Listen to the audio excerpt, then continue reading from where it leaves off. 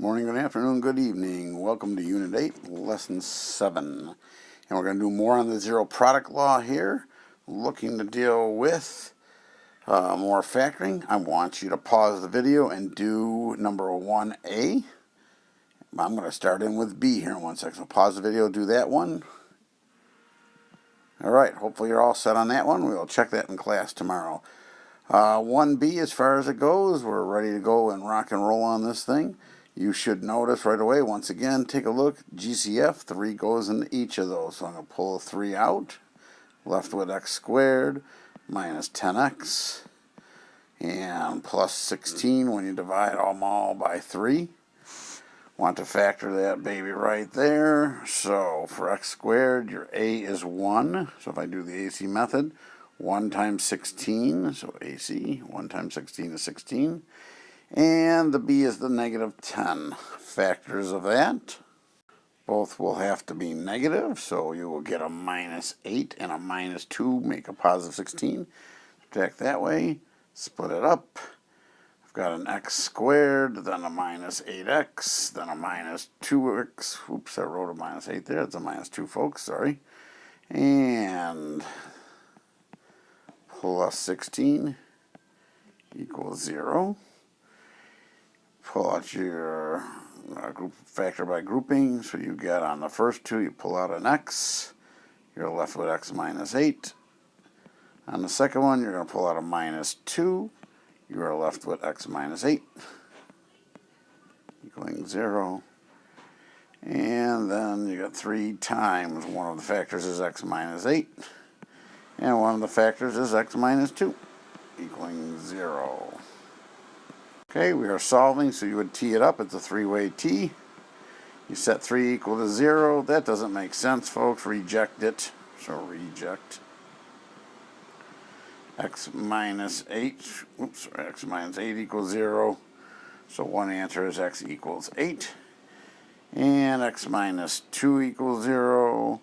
So when you bring the 2 over the other side, x equals 2. Those are your 2 answers for B. Okay, let's go on to C. Now, C is an interesting one because it's going to bring us back to the beginning of the year. You're going to look at it and everything's already factored. Well, what do they share? They basically have out in front an x minus 3. So one of the factors is x minus 3. Then the other one is this piece plus, don't forget that plus sign, the other one. So I've got an x plus 1 plus a 2x minus 7. We have to clean that one up. So I got an x minus 3 out in front. And then these two together here, the x and the 2x make 3x. And the 1 and the minus 7 make minus 6 equals 0. So that's how you get your 2 factors. There's no more factoring involved. You've got to combine those two with that plus sign right there. But we were able to pull out x minus 3 and x minus 3 out of both sides. All right, it's ready to be teed up then. So x minus 3 equals 0. That's easy. Bring the 3 over by adding 3. And one answer is x is equal to 3. The other one is 3x minus 6 equals 0. Add the 6. 3x equals 6. Divide by 3. And x is equal to 2. And you get your second answer. Okay? Those are our 2 solutions. So that's one that goes back to the beginning of the year that we played with. All right, let's move on in this unit. All right, in exercise 2 it says James graphed this quadratic right here using his table and his calculator. This is the graph right here.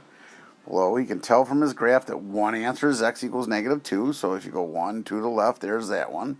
But he has a problem with the other one, he says, because it's circled. So that falls somewhere between negative 1 and 2. So it's like positive 1 and 2. So it's like 1 point something. Well, it says write down the equation you will be allowed to solve this function. Well, obviously the equation is this one up here. So all you would do is, hey, I can take 3x squared plus an x minus a 10, and I would set it equal to 0 if I was going to solve. Now, how does knowing x minus 2 help you solve is what they're asking you here, okay? Well, once we actually factored this thing, it would be one pair times another pair equals 0. So if I know x minus 2, you think about it, you go further, you end up getting x is equal to negative 2. Well, what was it the step before? Okay, It was x plus 2 equals 0, because then you move the 2 over and you get a minus 2. So one of my factors is x plus 2. Well, if I take a look at this, how do I get 3x squared with an x? Well, that means the other one has to be 3x. And how do I get a minus 10 up here with a 2? Well, the other one has to be minus 5. And if you actually did the AC method and multiply these two, or do tabular here, multiply these two together, the box method, you will get this factor up here.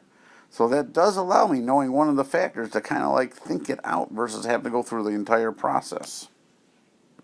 Okay, now it says to use part A and go ahead and solve it. Now I know it already factors to what I have right there, the x plus 2 times the 3x minus 5. You can by all means solve it, pause the video, solve it, use the AC method, and be good there. Once you get there, if I go and set it up then, so x plus 2 equals 0, so one answer is negative 2, which matches obviously this one right up here. And the other one should be somewhere between 1 and 5. Well, if you set, between 1 and 2, if I set that equal to 0, bring the 5 over, you get 3x equals 5, divide by 3, and I get 5/3. Okay? So x equals 5/3 is the other answer. 6/3 would be 2, 3/3 is 1, so 5 is in between, so 1 point something makes reasonable sense. So don't panic when you get fractions, decimals, eventually you'll see square roots somewhere along the line. Alright, moving on to exercise 3. Alright, so now we're going to, in exercise 3, tackle something known as a cubic. So if you take a look at this right here, we got x to the third power. So I got x to the third power minus 9x, and if I set that equal to 0, we can solve it. You better do GCF right away. They share an x, so x comes out. I'm left with x squared minus 9 equals 0. And then this inside, you can do the AC method with the x box. Remember, there's no b. Or some of you guys know that as dots. Some of you realize it's the difference of two perfect squares. So if you know that, you can actually factor that thing out right away into x plus a 3 and x minus a 3. You just take the square roots of each.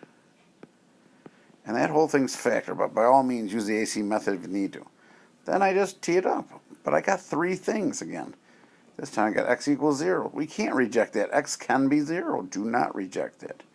This one will be x plus 3 equals 0. So obviously if I move the x 3 over, I get negative 3. And this one will turn out to be positive 3. I'll shortcut it for a moment. So I've got 3 answers. In part B, they want you to sketch the function. Well, I know it crosses at negative 3. I know it crosses at positive 3. And I know it crosses at 0. And if you throw this in your calculator under y equals, you will get some sort of a sketch that looks like this. All right? You get the points and double check it. I'm just doing a rough one right now, and you can get the numbers. Mine might not be as accurate, but you can get better ones. Use your calculator.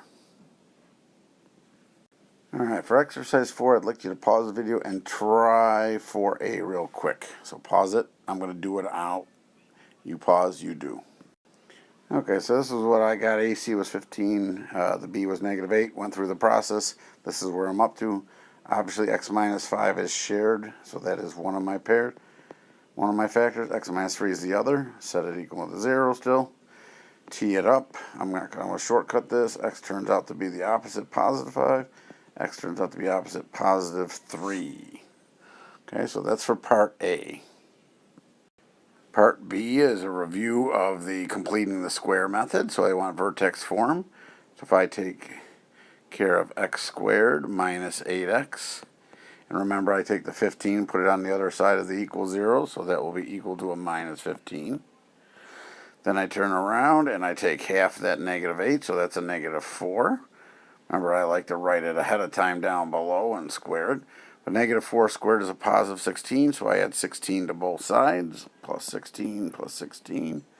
So that means the right side then is equal to a positive 1. And if I want vertex form, I got to bring the 1 over. So I get x minus 4 squared minus 1 equals 0. Therefore, my vertex is equal to the opposite of the negative 4 inside, so positive 4.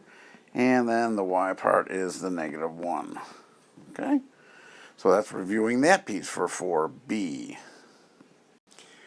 Alright, for 4C, they basically want to know what's true about the x-coordinates of the turning point compared to the zeros. Well, remember, one of the zeros turned out to be x was equal to 3, and one of the zeros was x is equal to 5. And the other thing they want to know, the turning point, well, the x part turned out to be 4. And if you go back and you want to discover something here, I want you to think about it. You're going to find in the next one, this one falls a certain place. So keep in mind, if I got a U-shaped curve, right? And I have my zeros, those are the zeros. What is the vertex? It's on the what? Axis of symmetry, which splits it down the middle. So it's always going to be halfway between the two. So if you take a look here, it says without using a calculator, sketch the graph of that quadratic. Well, if I go out 1, 2, 3, 4, 5, I know there was one at 3. I know there was one at 5. And the vertex was at 4, -1. I put that down and you should get a quick sketch of your graph. Okay, not hard to do. You know those 3 points, you can sketch a parabola. All right, now I'm going to have you think about what I just talked about right here in the final question, number 5. So here's the final question. Let's see if you figure this out. It says the quadratic can be written in this form. They already factored it for you. Which of the following must be the x-coordinate of the turning point? So I want you to pause the video for a sec and see if you can figure it out on your own. I'll be back in 1 sec. All right, I'm back. If I'm actually doing this, I would actually just tee this thing up here right now, and x would turn out to be the opposite of 3, which is a -3. X would turn out the opposite of -7, which is +7. If I'm graphing this baby here, I know I hit at 1, 2, 3 to the left. There's 1 point. And 1, 2, 3, 4, 5, 6, 7 to the right. Well, I'll change colors here. I count back 1, 2, 3. That's 4 spaces coming back this way. 1, 2, 3, 4 this way. And guess what? If I go one more here, there's where my axis of symmetry is, right down the middle. Okay?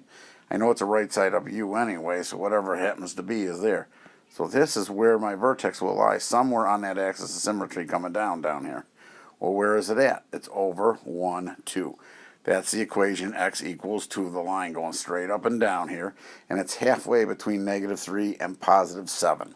So there's one that they make you think about, knowing the relationship between the zeros and the axis of symmetry. Hope you picked up a couple good tidbits, tying this all together. You should be pros now at quadratics. All we've got left now will be some word problems with it, and you'll be able to handle them. Don't panic with that. See you in class tomorrow.